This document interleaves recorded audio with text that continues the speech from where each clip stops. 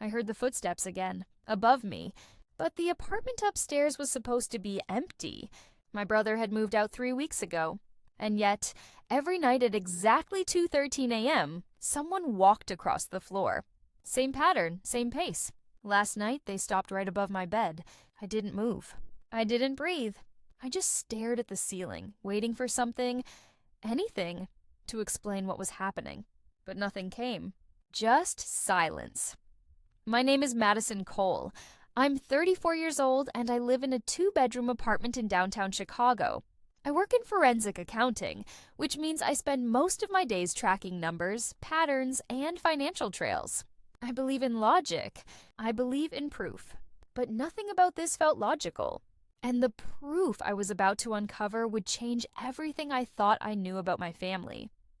3 weeks ago, my brother Jason packed his things and left. He said he was moving to Denver for a new job. Said he needed space. Said he'd call. He didn't. I texted. No reply. I called. Straight to voicemail. His Instagram showed a blurry skyline with the caption, "Fresh start." But something felt off. Jason wasn't the kind of person who disappeared. He was meticulous, grounded, and always left a trail. This time, there was none. It started on a Tuesday. I was awake. Insomnia again. At 2:13 a.m., I heard footsteps above me. Slow, measured, like someone pacing. I froze. Jason's apartment was supposed to be empty. I had the spare key. I had helped him clean it out. I checked the building registry. No new tenant. I asked the landlord. Still vacant, he said. So who was walking? Jason had a side hustle, crypto arbitrage. He kept a physical ledger, a black notebook with red tabs. I found it in my closet, tucked behind a box of winter coats. Inside were transactions, wallet IDs, passwords, and one strange line. If anything happens to me, check the floorboards. I stared at the page for a long time. Then I went upstairs. The apartment was dark and stale. The windows were shut. The fridge was unplugged. I walked to the bedroom and knelt down. One of the floorboards sounded hollow. I pried it open. Inside was a flash drive, a burner phone, and a folded piece of paper. On it was a name I hadn't heard in years. Richard Cole. My uncle. I plugged the flash drive into my laptop. It was encrypted. I ran a brute force decryptor. It took 11 minutes. Inside were 2 folders, one labeled Ledger, the other Cole Trust. There was also a video file titled, "If I Disappear." I clicked it. Jason's face appeared. He looked tired, paranoid. "Madison," he said, "if you're watching this, I didn't leave. I was forced out. Uncle Richard is hiding something about Mom's estate. I found discrepancies in the trust. Millions. Gone. And I think Rachel's involved." Rachel, our cousin. She had handled Mom's finances after her stroke. Jason continued, "I traced the missing funds to a shell company in Delaware, registered under Cole Trust Holdings. Richard's name isn't on it, but the IP address used to file the documents matches his home Wi-Fi." I paused the video. My hands were shaking. Inside the Ledger folder were dozens of spreadsheets. Transfers from Mom's retirement account. Withdrawals from her pension. Property tax payments for homes she didn't own. Each file was time-stamped. Each transaction routed through Cole Trust Holdings. Jason had annotated everything. "She thought she was paying for her own care," one note read. She was funding their real estate empire. I powered on the burner phone. One contact, R. One message, "We need to talk. You're making this worse." Sent 3 days before Jason vanished. I started connecting dots. Jason disappears. Footsteps begin. Flash drive reveals fraud. Uncle Richard's name surfaces. Rachel's signature appears on documents Mom never saw. I needed proof. Legal proof. I called Dana Fields, an estate attorney who used to work with Mom. I told her everything. She listened, took notes, then said, "If this is real, we need to freeze the trust." Immediately. She filed an emergency motion. The court granted a temporary freeze. That night, Rachel called me. "Madison, what the hell are you doing?" She snapped. "I'm protecting Mom's legacy," I replied. "She wanted us to have it," she said. "She didn't know it was being stolen," I answered. Silence. Then, You're going to regret this. Click. I went back upstairs. This time, I brought a blacklight. Jason had always been paranoid. He used invisible ink for passwords. I scanned the walls. Behind the closet door, a message appeared. Check the attic. I grabbed a flashlight and climbed into the crawl space above both apartments. It was dusty, cramped, and freezing. I found a box. Inside were old tax returns, property deeds, and a notebook labeled Mom's Real Estate. I flipped through it. She had owned 7 properties. Only 3 were listed in the trust. 4 were missing. All transferred to Cole Trust Holdings. Signed by Rachel. Witnessed by Richard. Dana arranged a meeting. Richard, Rachel, me, Dana, a court-appointed mediator. Richard wore a navy suit. Rachel looked pale. Dana laid out the evidence. The flash drive, the shell company, the missing properties, the forged signatures. Richard leaned back. You can't prove intent, he said. Dana smiled. We don't need to.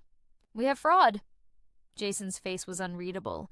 He sat across from Richard and Rachel, silent, eyes locked on the mediator's pen tapping the table. I hadn't seen him in weeks. I thought he was gone. But here he was, alive, angry, and armed with the truth. I didn't disappear, he said. I was threatened. Richard shifted.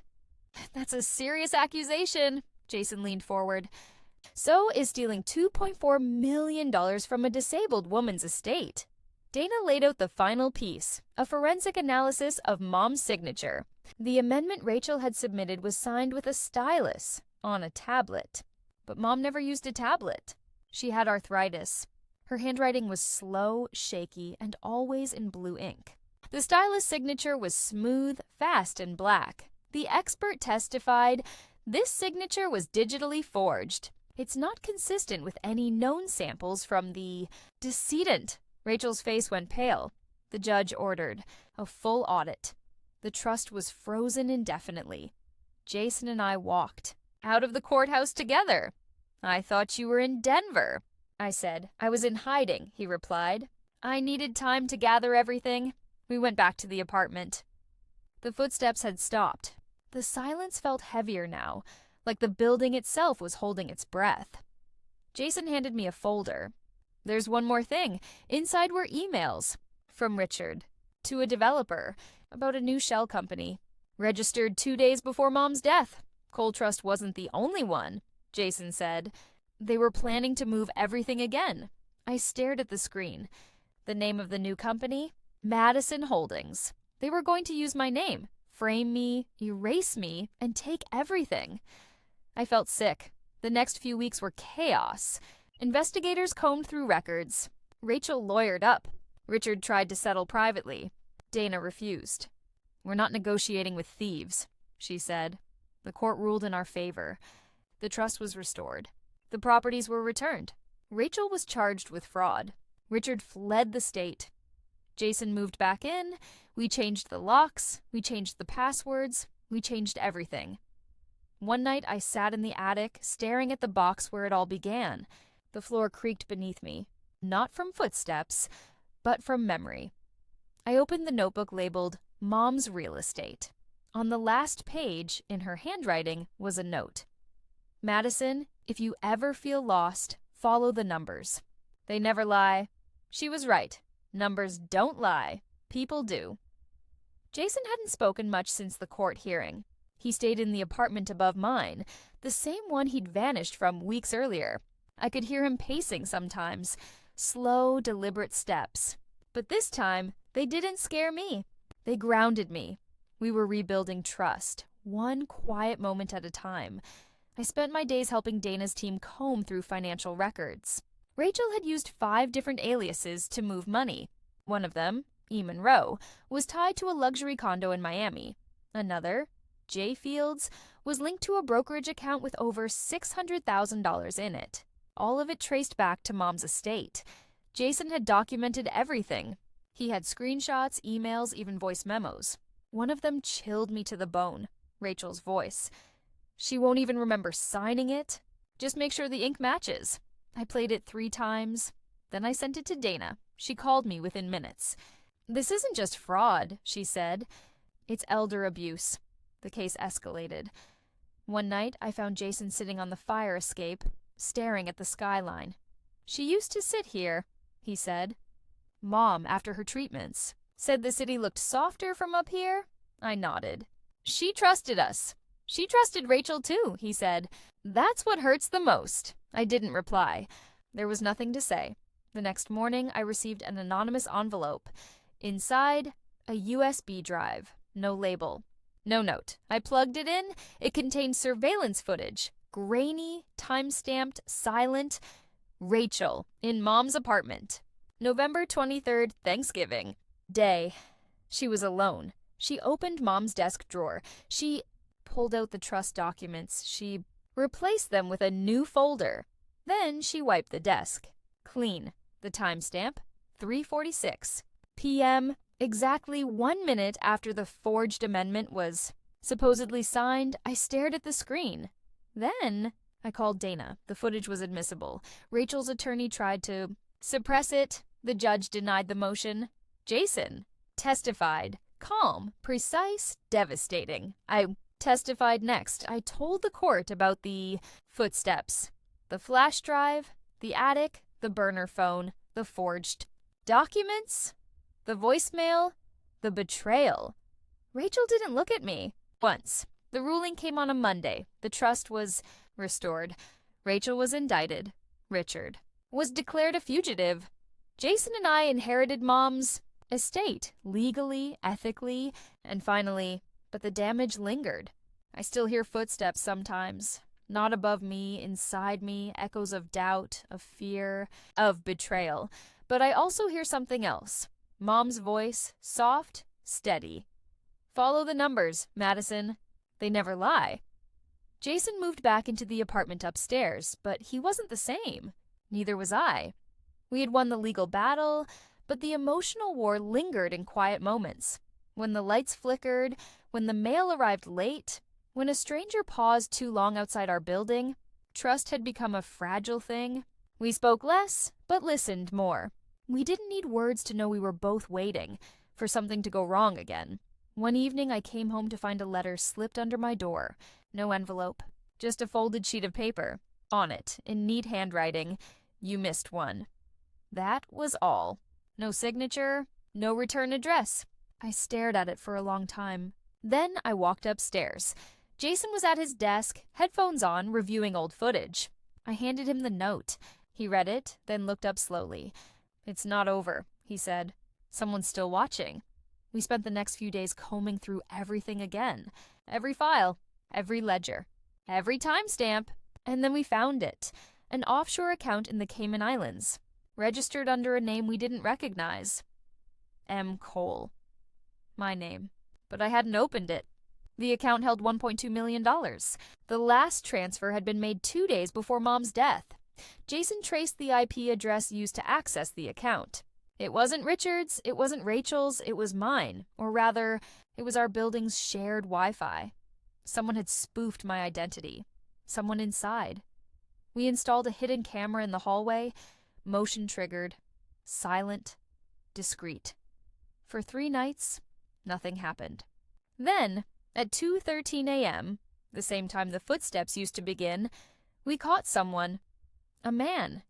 Hoodie, gloves. He walked past my door, stopped, looked down, bent over, slipped something under the mat. Jason retrieved it the next morning. Another note. "You're getting close." We took the footage to Dana. She ran it through facial recognition. The match came back in seconds. Mark, Rachel's husband, he had never been charged, never questioned, always in the background, smiling, silent, until now. Dana filed a motion to reopen the case. The judge approved it. Mark was subpoenaed. He denied everything, claimed the footage was doctored, claimed the account was planted, claimed we were obsessed, but the digital trail didn't lie. Jason found a deleted email from Mark to a financial advisor in Zurich. Subject line, "Contingency plan." Attached, a scanned copy of my driver's license, stolen, used, weaponized. Mark had planned to vanish. Take the money, leave the country, frame me. But he didn't count on Jason, he didn't count on the attic, he didn't count on the footsteps.